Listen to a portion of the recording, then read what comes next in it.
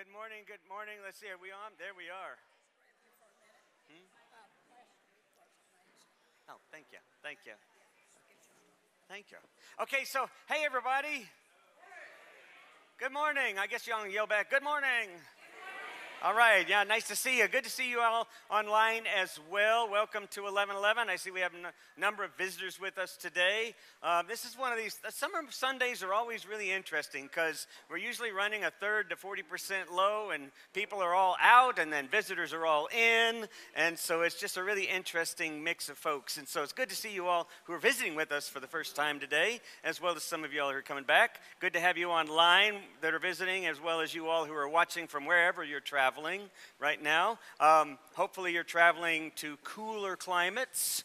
That would be nice. But it's really great to see you all here this morning. And today is kind of an unusual day for our visitors. Today is our annual Q&A. We like to call it our annual Q&A with more Q than A.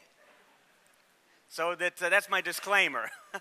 I won't profess to have all the answers. And I'm being helped again by Reverend DeAndrea Dare, who is the head of the Memory Grows nonprofit. And if you want to ask her what that's about, that's a good question you can bring up. And she can explain that too. But we always have fun doing this together and then just kind of looking at each other baffled at some of your questions. Also, because we've already got a few in the baskets, there's a basket up here, there's baskets back there. I also included a couple of description sheets of our sort of core values that are on the back tables. And they're the core values of 1111 as well as our mission. Some of you haven't seen those before, so you might want to look at those, and that may raise a question. During the time that we're visiting, during our greeting time, or anytime you feel like it, come up here, grab a card, write a question, go back there. During the message time, we'll have some fun with these questions and address as many of them as we can. And just have some clarification. Anything that comes to mind about what I've been talking about over the last 6 weeks, or what 1111's about, or whatever, I guess. Whatever comes to mind. All we can say is, I don't know. We can always do that. So, also, in the back, there is a sheet on one of our upcoming, we call it Walking Together. I think it used to be called, Avenel, what did the reading program that we do, what did that used to be called? I'm drawing a blank. Kids Hope. Kids Hope. It's now called Walking Together. It's a great program that's national, and it's been started by the United Methodist Church, the National Methodist Church. But it's working with kids in elementary schools and junior highs on reading development, reading comprehension. You pair up with them 1 hour a week. You do reading together and that sort of thing. It's really a great program, and adults who have done this, find this to be really transformative for them, as well as it literarily works for kids, literacy works for kids. It really increases the literacy rates, and so it's a good program. So check it out. It's on the back table. Also, you can scan your bulletin. There's some information about volunteering in here, volunteering with the church, the big church, and some of their missions, and some of the things we do. So there's lots of things and ways to get involved. You can scan code and do that. If you're visiting with us, make sure you see Marty in the back. Grab you one of these. We're glad you're here. This will help you remember us by one of these great little tumblers. And also, be sure and fill out a card. We can keep you subscribed and informed about what's happening and my usual weekly blogs that go out and that sort of thing. Okay, I think that's it. We're going to get started today. Band's going to get us started off. Don't forget, if you have questions, you can ask them from the crowd too. We have a mic for you. So it's good to see you here this morning for this Sunday. Let's start.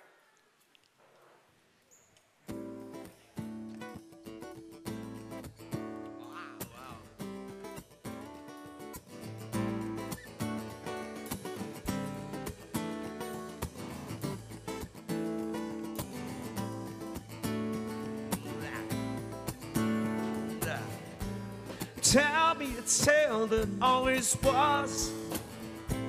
Sing me a song that I'll always be. Tell me a story that I can read. Tell me a story that I believe, yeah.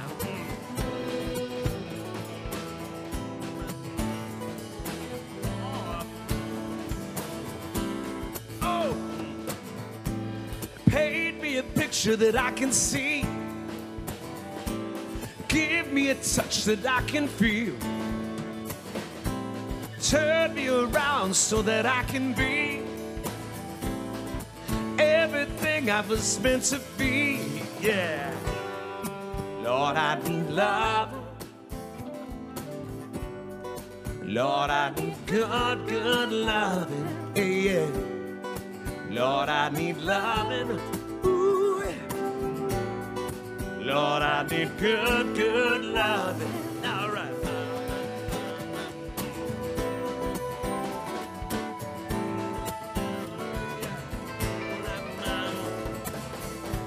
Show me some strength that I can use.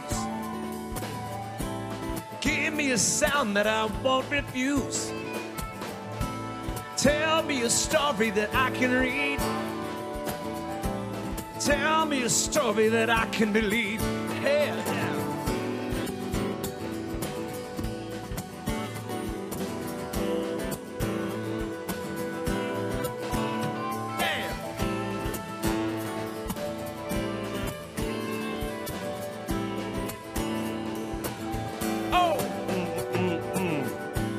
Tell me a tale that always was. Sing me a song that I'll always be. Turn me around so that I can be everything I was meant to be. Yeah. Lord, I need love. Lord, I need good, good love. All right. Lord, I need loving. Lord, I need good, good loving. Lord, I need loving that. Lord, I need good, good loving. Ooh. Lord, I need loving that. Lord, I need good, good loving.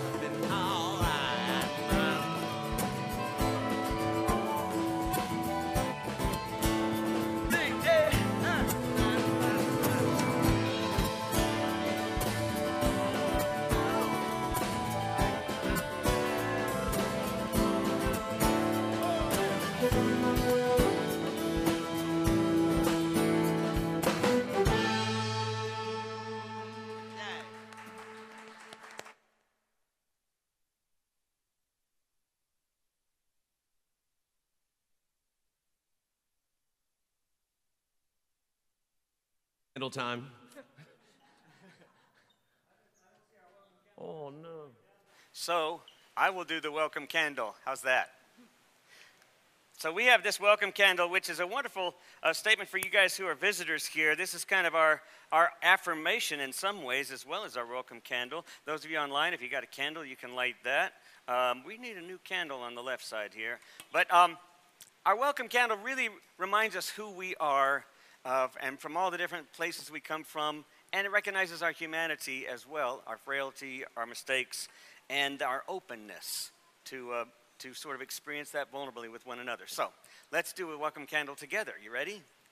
Come, come, whoever you are, wanderer, worshiper, lover of leaving, it doesn't matter. Ours is not a caravan of despair. Come, even if you have broken your vows 1,000 times, come yet again. Hey, before we do our all sing, if everyone could turn around back there near the sound booth, there is a young, handsome fella there. He's the blonde-headed dude with the headphones and the Nirvana t-shirt. That is Zach. And everybody say hi, Zach. Hi, Zach.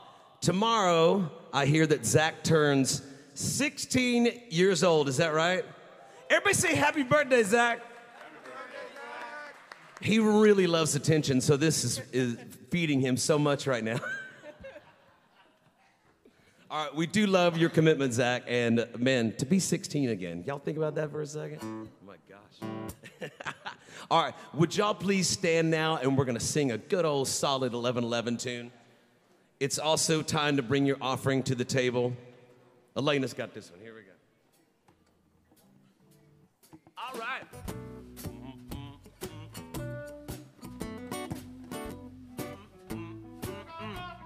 Yeah. Way in the water. water. That's right. Wade in the water, children, wade in the water. You know. My God's gonna trouble the water. One more time. Yeah. Wade in the water. In the water now. Wade in the water. In the water. Wade in the water. In the water. My God's gonna trouble the water. My God's gonna trouble the water. Now the verse. See all those children all dressed in white. God's gonna trouble the water. Looking like the children of the Israelites. God's gonna trouble the water. The river Jordan is chilly and cold. God's gonna trouble the water. It chills my body, but not my soul. God's gonna trouble. Now the chorus. Yeah. We're gonna wade in the water. In the water. Yeah. Wade in the water. In the water. Wade in the water. In the water. My God's gonna trouble the water. Kevin Grove Band.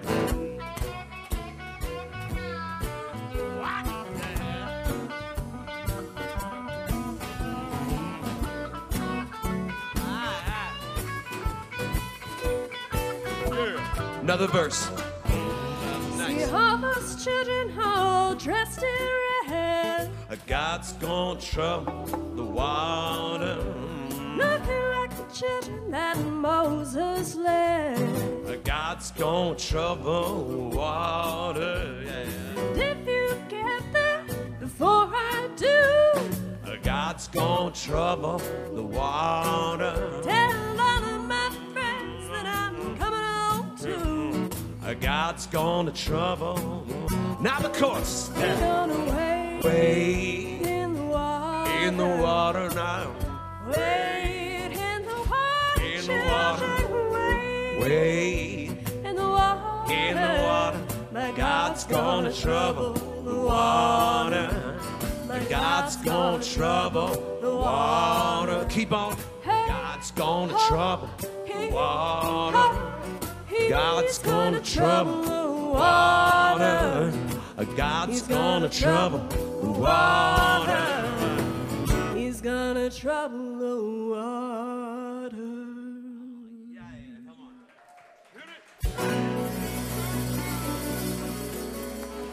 Strong work, everybody. Come on now. Yeah. While you're still standing, just take a moment and offer someone a sign of peace, would you please?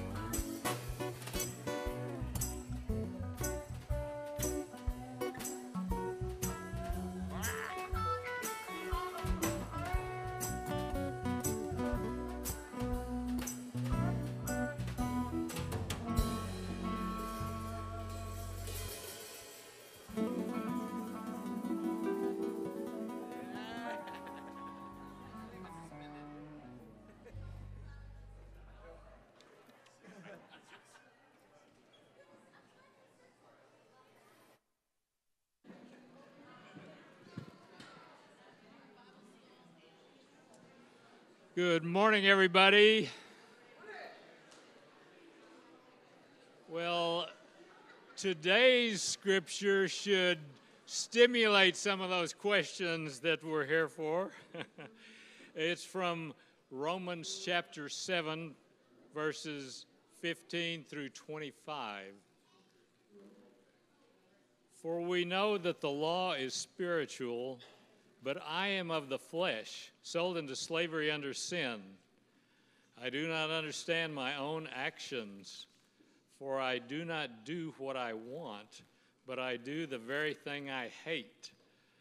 Now, if I do what I do not want, I agree that the law is good, but in fact it is no longer I who does it, but sin that dwells within me. For I know that the good does not dwell within me, that is, in my flesh. For the desire to do the good lies close at hand, but not the ability. For I do not do the good I want, but the evil I do not want is what I do. Now, if I do what I do not want, it is no longer I who does it, but the sin that dwells within me. So I find it to be a law that when I want to do what is good, but evil lies close at hand, for I delight in the law of God in my inmost self, but I see in my members another law at war with the law of my mind, making me captive to the law of sin that dwells in my members. Wretched person that I am. Who will rescue me from this body of death? Thanks be to God through Jesus Christ our Lord.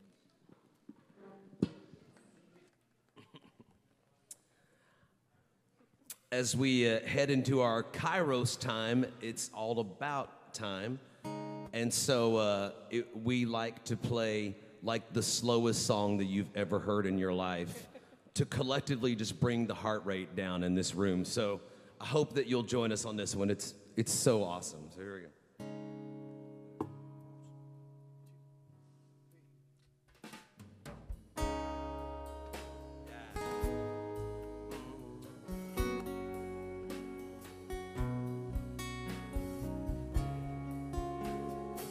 Join us. Lyrics will be on the screen.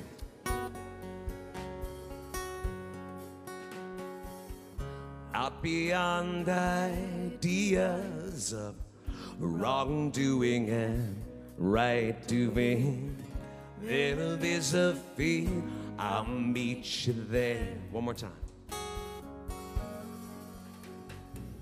Out beyond ideas of wrongdoing and right doing, there is a field, I'll meet you there. Now the verse. And the soul lies down in that grass. The world is too full to talk about ideas and language, even the phrase each other, it doesn't make any sense. The chorus. Out beyond ideas of wrongdoing and right doing, there is a field, I'll meet you there. Once again. Out beyond ideas of wrongdoing and right doing, there is a field, and I'll meet you there. The verse one more time. And the soul lies down in that grass. The world is too full to talk about ideas and language, even the phrase each other, it doesn't make any sense. Beyond ideas of wrongdoing, right doing, there is a fee, I'll meet you there.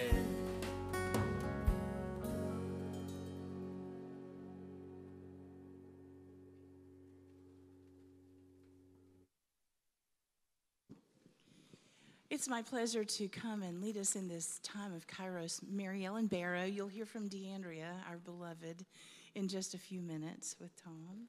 So you're going to do some... I thought I would start us off with beautiful. This. Great. Would that work? Works for me. Just allow the singing bowl to give us a chance just to sort of center our thoughts on the sound, and then let everything else go for a little bit.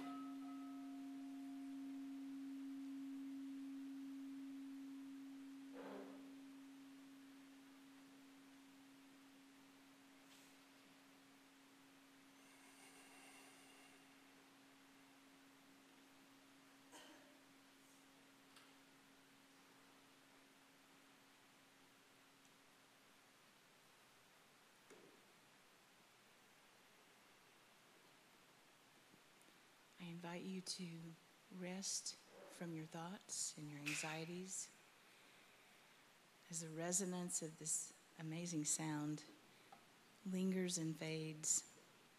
We're reminded that, like that resonance, our impact lingers and fades.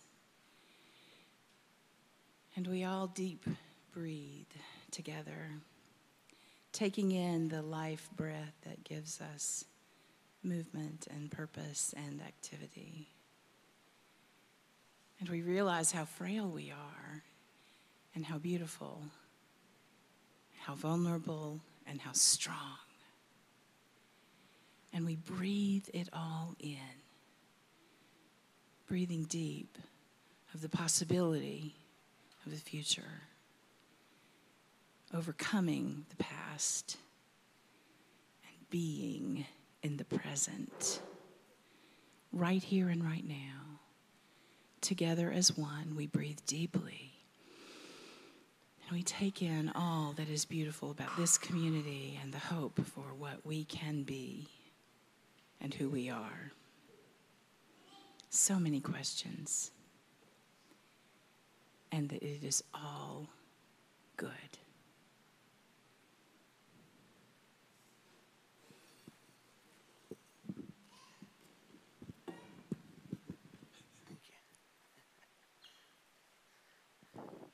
So I'm going to invite DeAndrea.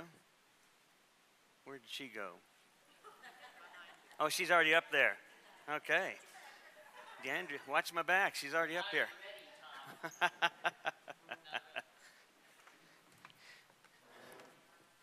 And we have a couple of folks texted me actually and asked where they might post questions. If you're online and you'd like to post a question, you can do so on our Facebook page, the 1111 Downtown Facebook page, if you're not there already. And you can put a question there in the response, and the message places there. And then Nancy Derringer is here, and she will raise her hand if there's a question for that.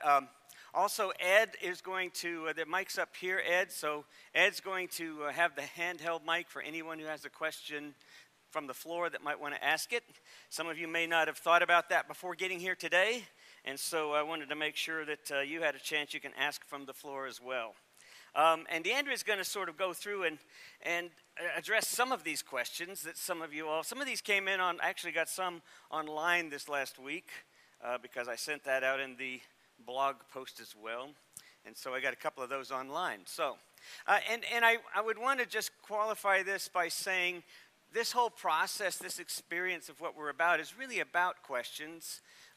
We kind of, as a community that are gathered around the idea of open-mindedness and curiosity, and many having come to a place where they've moved away from traditional or orthodox ideas or beliefs, and now are and also maybe a space between, we might call it, because for some, we're at this place of deconstruction, and now we're not sure exactly what to reconstruct. Or, as I say sometimes, we've decomposed, and now we're not sure exactly what else is going to start recomposing, right? Nothing ever gets lost. It just recycles and becomes something new. And that's an encouragement. I hope you understand that in terms of what we're about here is really not throwing things away. We're simply allowing certain ideas that no longer speak to us deeply to be in a place of curiosity and something else to grow in the presence of that. So that's kind of where we are. All right, so if you have questions, make sure you let us know. But why don't we start off with something that we have here? All right. The first question is, why is the date for Christmas the same every year, while the date for Easter is, quote, all over the place?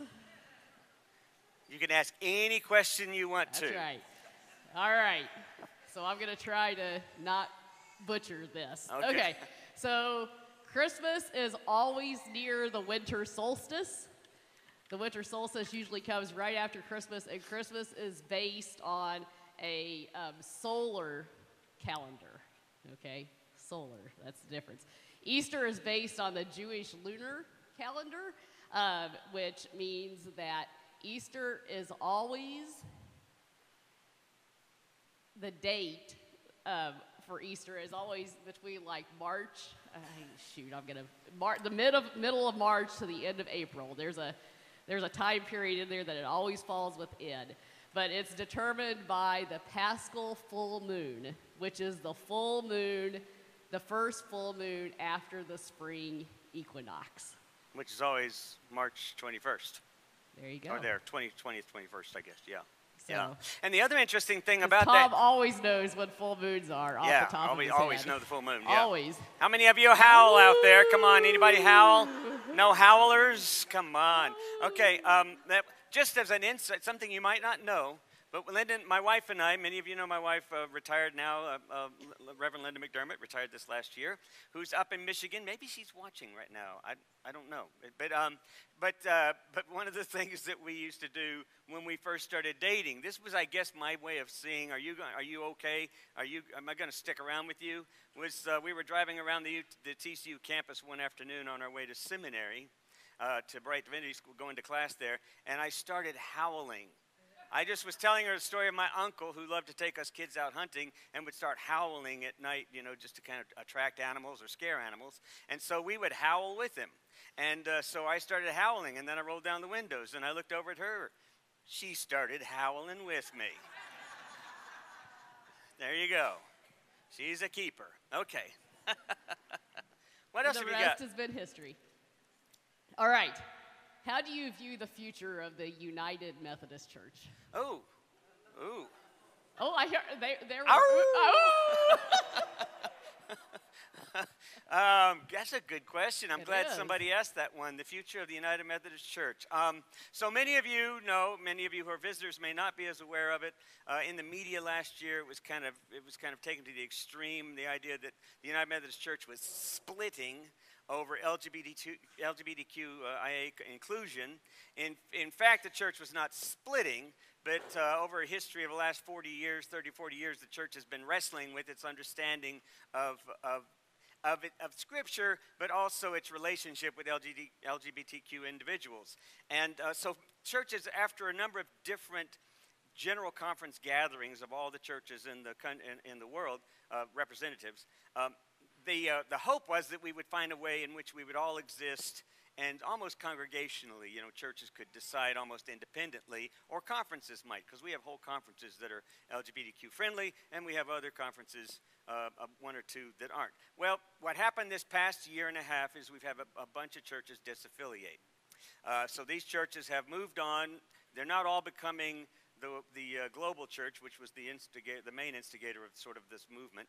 But a number of them are becoming independent churches and other kinds of things. But the vast majority of the United Methodist Church remained United Methodist. Now, we have not voted yet. We will not meet as a general conference in terms of dealing with that issue and the language in our discipline. We are all pretty confident that language is going to change when we meet, but I wouldn't want to jump the gun and say something I don't know. But that will meet in 2024, of August of 2024. We'll meet the representatives from around the world, and we'll make that decision. Until that time, the vast majority of the United Methodist churches remain inclusive. We have always been that way in 1111, even back when we first started 18 years ago or so.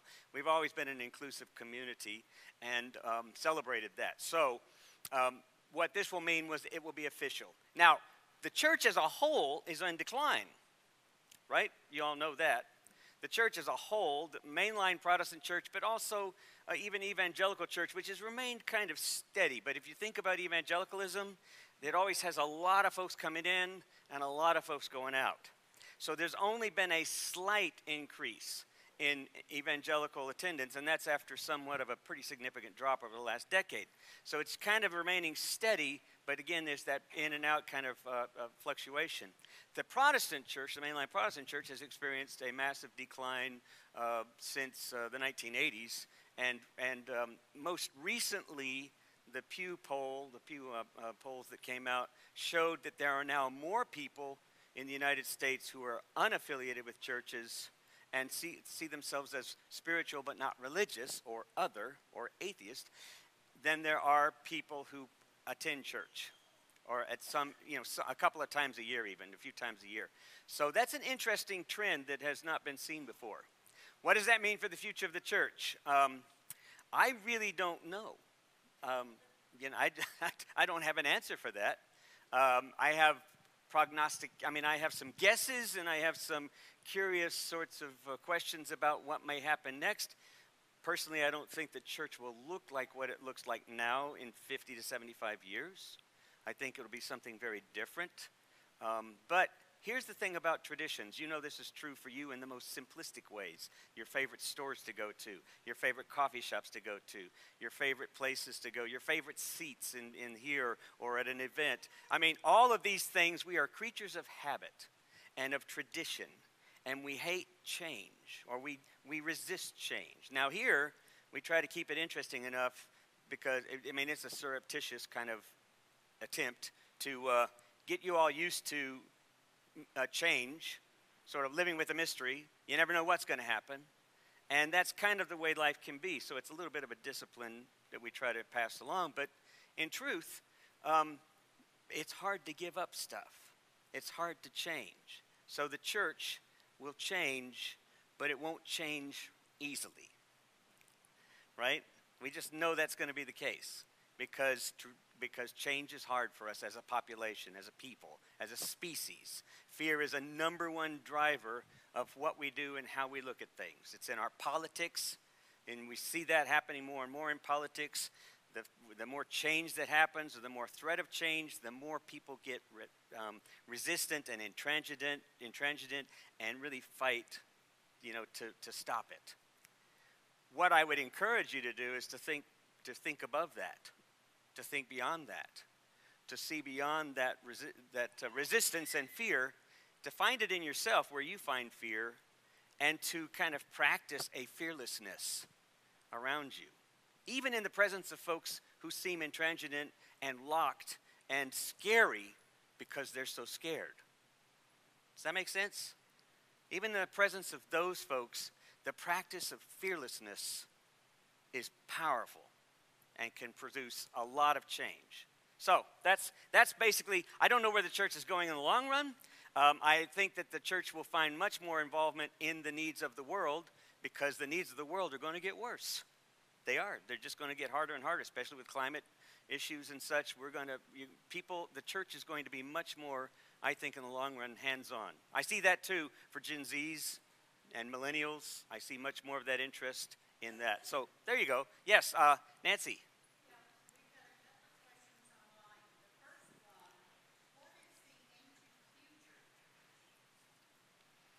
Ooh. You know that one? I don't know. Oh. The Future ancient future church. My guess, this is just a guess because I'm familiar with the phrase. My guess is that this is the idea of going back to sort of first century Christianity, which was much more community and communally based, much more organized around egalitarian principles. One of the earliest creedal statements that were going around in the church is actually in Galatians. Some of you are familiar with that. In Christ there is no Greek nor Jew. There is no female, no male. There is no servant, no free man, no free person. In other words, all those distinctions are gone. And there's an egalitarian reality, which is why you see Paul doing his weird language stuff sometimes, because Paul's trying to dance on all sides of the spectrum when he's trying to address people, and I think even he gets tongue-tied. You know, I don't do what I ought to do, and I do what I ought not to do. Paul got very tongue-tied. Yeah, I love that passage for that very reason, because he's dealing with a first century thought process, and a lot of that is very, very, very dualistic.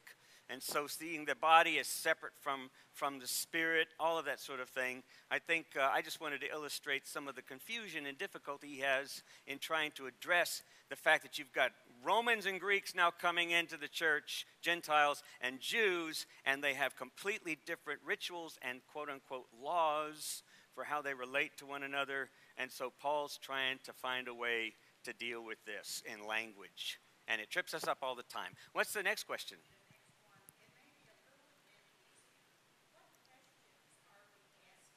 11:11 for the next year to inspire us to look deeper at ourselves. Ooh. Let me see if I can rephrase. What questions are we asking ourselves here? Here at 11:11. At 11:11, and that sort of look towards the future. That inspire us. That inspire to look us. deeper To look, within ourselves. Okay. That's really for y'all to answer. I mean, I've been raising questions, for years in here. And so I guess really that question is kind of, maybe I would mirror that back to you all, toss it back to you all to think about what questions are you asking yourselves that would transform you in a way that looks towards the future and being. I would want to say that at least part of that is what it means to be more fully human. Mm-hmm. As I understand, being more fully Christian or more fully spiritual is truly to be more fully human. Our higher selves, our higher consciousness, our higher self in relation to one another. And what kinds of questions are we asking ourselves that would move us in that direction? I also think that's another question I might ask you all is like, what's your daily practice? Because I've brought that question up time and time again over the months and years. What is your daily practice? We've talked about different kinds of practice in here. What is your daily spiritual practice that empowers you to transform into that more fully human self? So, Bill. Here comes the mic. I would also say, just to follow up Yes. with that, the question of what is love to you? Yeah. And how does that make you relate to all those who are both around you and distant from you? And what does justice look like? And what is our part in it? Excellent. That's a great question. Absolutely. And that was in response to that. And what makes me afraid? What? What makes me afraid? What am I afraid of? Yeah, okay. And maybe what am I afraid to feel? That's a good one. All those are questions I think that are really at the heart of some of the things that prevent us from being more present to one another. And when we talk about loving one another, I really think that's a matter of what it literally means to be present to others in a way that's far more attentive and open than suggestive with agendas and such. So, so justice is a part of that too. What are we afraid of that's holding us back? That kind of thing. Oh, yeah, Bill, go ahead. Well, the thought that crossed my mind when the previous question about what would inspire us to look deeper in ourselves, what flew through my mind is attending this service on a regular basis, and I only began about a year ago. is watching you personally ask your questions, making yourself vulnerable, and that inspires me. I love seeing that vulnerability in the pulpit or in a place of leadership, because that goes directly to what I feel like I need to do in my own life. And I thank you, and I think this is a communal question with a communal answer emerging week by week, hour by hour. Yeah. Thank you, Bill. I appreciate that. I mean, I really appreciate that because, I started in this group 9 years ago, 10 years coming up next May, I believe it is. And as leader of this group, one of the things I had to do after traveling around the country as a storyteller for 25 years and musician, and only tangentially involved in the liturgical stuff of the church on weekends when I was in town and such, or with the band that was here back then, I literally had to sort of reframe my systematic theology because I was in a different place. And so, lucky you, those of you who've been with me all that time, you got to reframe it with me because I literally was asking these questions of myself.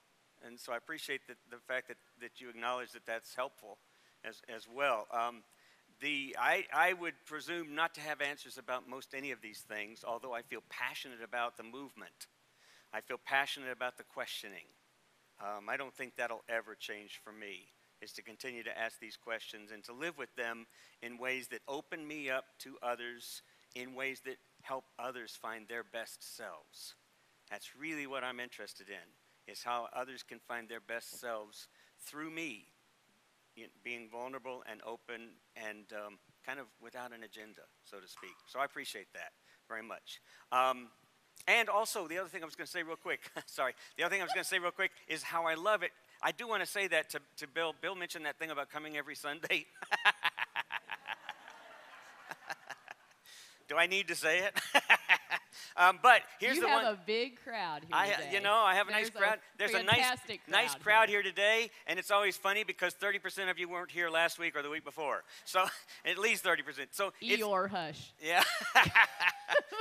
But that's okay. I've come to live with that too. That's just so much fun to live with that variety. Brad and I have often joked and said, hey, you know what? I didn't recognize about half those people from the previous couple of Sundays. Let's just repeat this Sunday next week.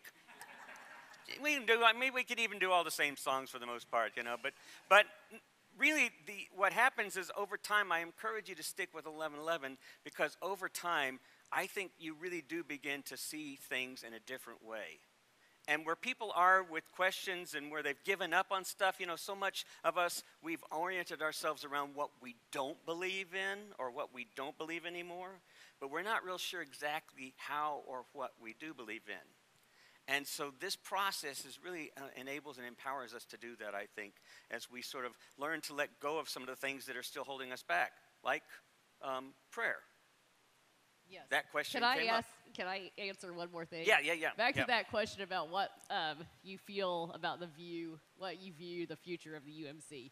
I just wanted to give my perspective. Yeah, please. Real quick, which is briefer than Tom's. I have more hope now than I probably have. I've been in ministry now for 23, 24 years. But there have been times that I have wondered why I am United Methodist when the denomination that I am a part of and have devoted my life to has been hurtful to my friends and to my family who are a part of the LGBTQI population. And that has nearly broken me at my core.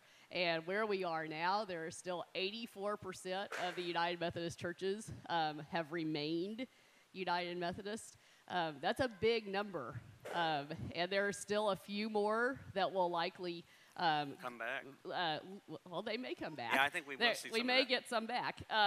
But there are a few more that will leave by the end of the year. But we have a fairly new bishop here in the Central Texas Conference that we share with the North Texas Conference. And he spoke these words, which I found incredibly powerful after a meeting. And I had never heard a bishop say this.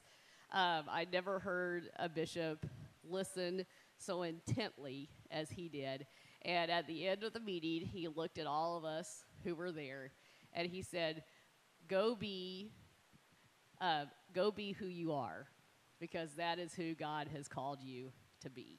And that, to me, says that the future of the United Methodist Church is so much more inclusive than what it is, where all people will be valued, where questions will be allowed, and where pat answers will no longer be, common.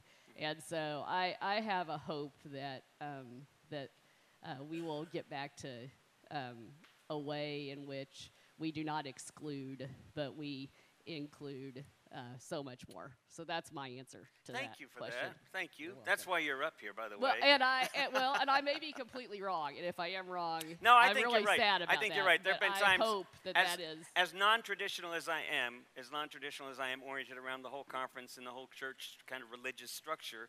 It's why I'm here. Obviously, it's why it's part of my journey.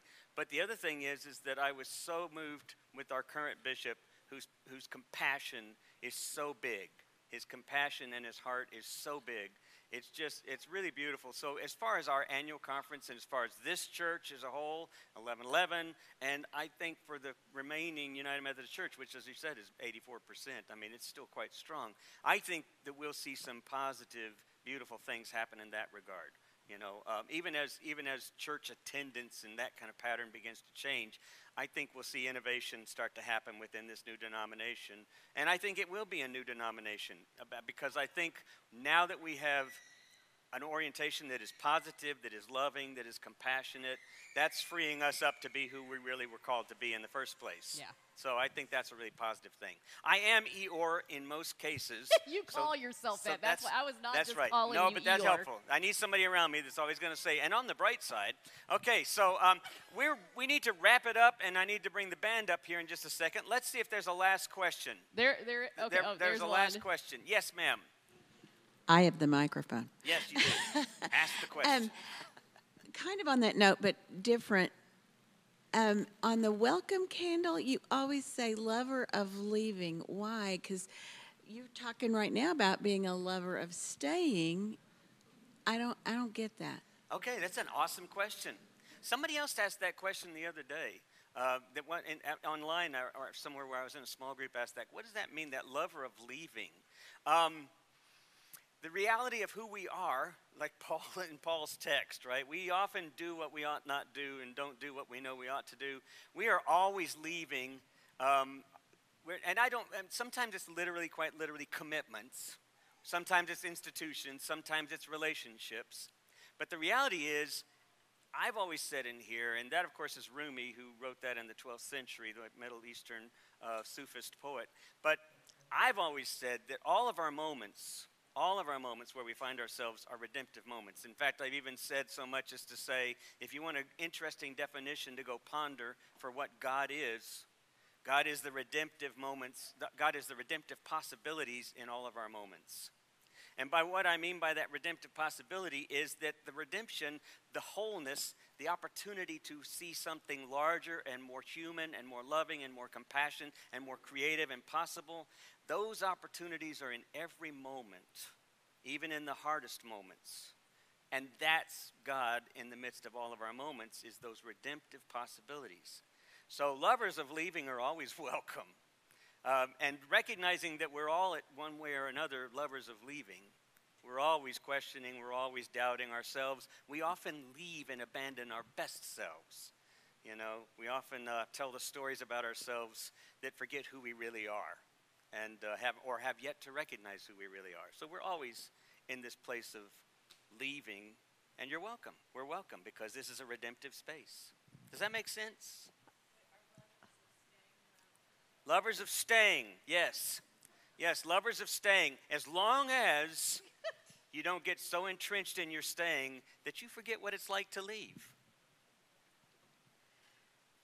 I think, to me, it has always meant no matter who you are or where you've been or what you did last night or 100 years ago or whatever, you're still welcome. Last night. To come. Well, I know you were on your knees praying somewhere, That's so right. you know.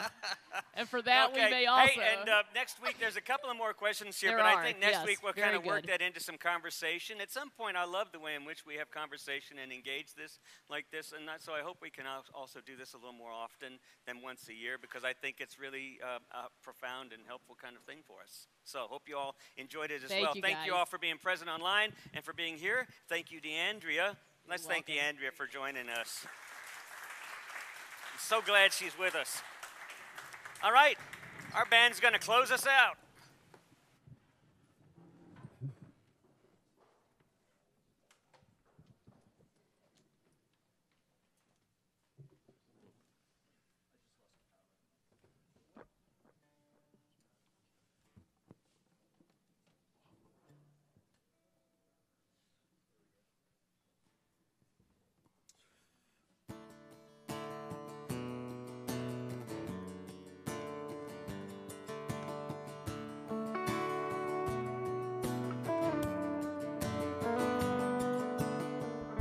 A thousand empty windows, only half the lights are out. Wonder what these people's lives, what they might be all about. Do they got a lover? Could they have a family?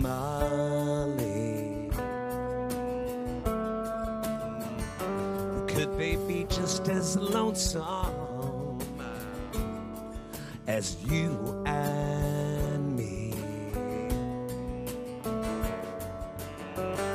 I wanna shout out loud. Why don't you all just come on out? We can tear it all down, yeah.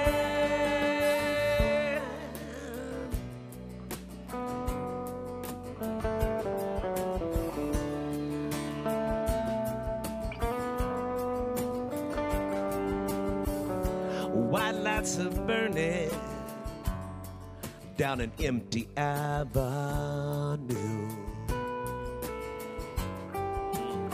I wonder if their travelers found someone they can go home to.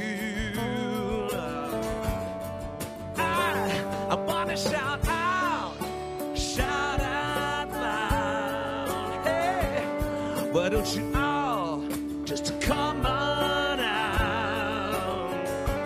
We can, we'll tear it all down. Cause everybody's got a part in the game. Everybody's got a cross they can claim. Everybody's got somebody to blame. But we all must find our own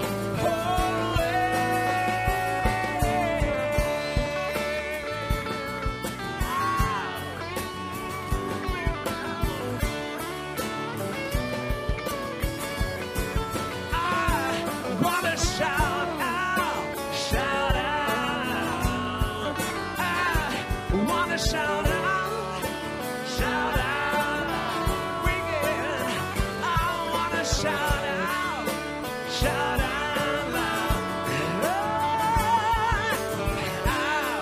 Just shout out loud. I wanna shout out loud.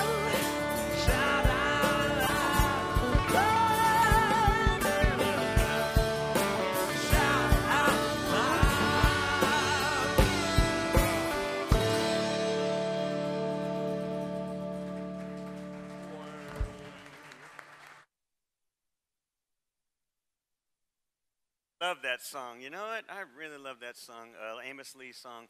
And if you really think about that song and you're thinking about, well, how do I look at Psalms anymore? That's a psalm, folks, right there. That's a psalm. That's one of David's Psalms, if you think about it. That's really what this is all about. It's learning to see everything in a new light that reinvigorates life around us so that others who can't see anything but start to recognize, oh, wait, it's everywhere. It's everything. And we're all a part of it. So that's a thing to shout out. All right, let's all stand, and we'll have a benediction. Go in pieces. Our time has come to an end, and so go in pieces. Old ideas have been upended. New ideas are being mended. And even as we unravel, we still travel together to discover the world anew, to dispel illusions, and to even invite the confusion. But we go in pieces in order to experience things anew and to share that with others. Go in pieces.